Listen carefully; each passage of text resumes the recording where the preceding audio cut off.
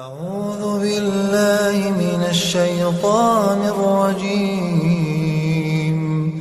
بسم الله الرحمن الرحيم. الحمد للہ وکفا سلام علی عبادہ الذین اصطفیٰ۔ امام مسلم رحمۃ اللہ علیہ نے سیدنا نعمان بن بشیر رضی اللہ تعالیٰ عنہ کے توسط سے اللہ کے رسول صلی اللہ تعالیٰ علیہ وسلم کے ارشاد نقل کیا ہے: المؤمنون كرجل واحد ان اشتكى رأسه تضاع له سائر الجسد بالحمى والسهر۔ یہ مسلمان مومنین باہم ایک دوسرے کے لیے انسانی جسم کی طرح،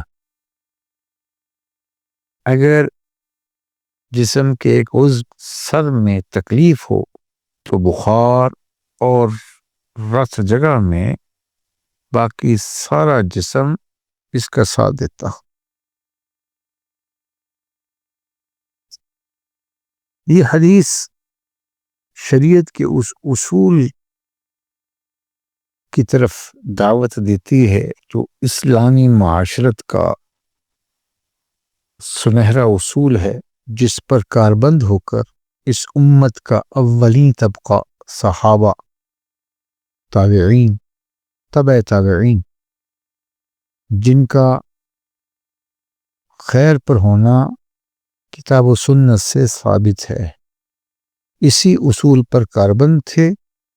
نتیجتاً یہ زمانہ اسلام کا گولڈن پیریڈ کہلاتا ہے، ترقی کا، اسلام کے عروج کا، کہ ہر شخص دوسرے کی خیر خواہی، دوسرے کی عزت، اس کی تعظیم، اس کے نفع رسانی اور اس کی خیر خواہی کے جذبات لے کر زندگی گزار رہا تھا، اور ہر شخص کی خواہش یہ ہوتی تھی کہ میری ذات سے کسی دوسرے مسلمان کو اور کسی شخص کو بھی تکلیف نہ ہو۔ المسلمون، یا حدیث میں ہے المسلم من سلم المسلمون من لسانہ و یدہ،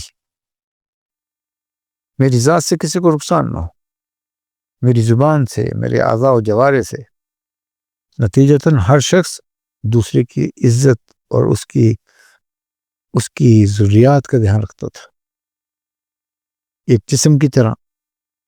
ایک مسلمان کو تکلیف ہے تو ساری امت اس غم کو محسوس کرتی، ایک جسم کی طرح۔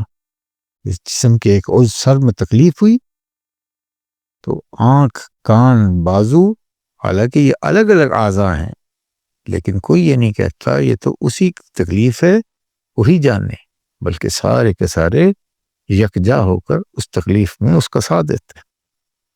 تو یہ ایمان کا تقاضا ہے کہ ہر مسلمان دوسرے کا خیر خواہ ہو، اس کے لیے ہمدردی کے جذبے رکھے، ان کے ساتھ ان کے حق میں دعائیں کرے، ان کے لیے ان کا تعاون کرے، ہر معاملے میں، نیکی کے معاملے میں ان کا معامل بن جائے۔ اللہ ہم سب سے راضی ہو، دین سیکھ کر عمل کرنے کی توفیق عنایت فرمائے۔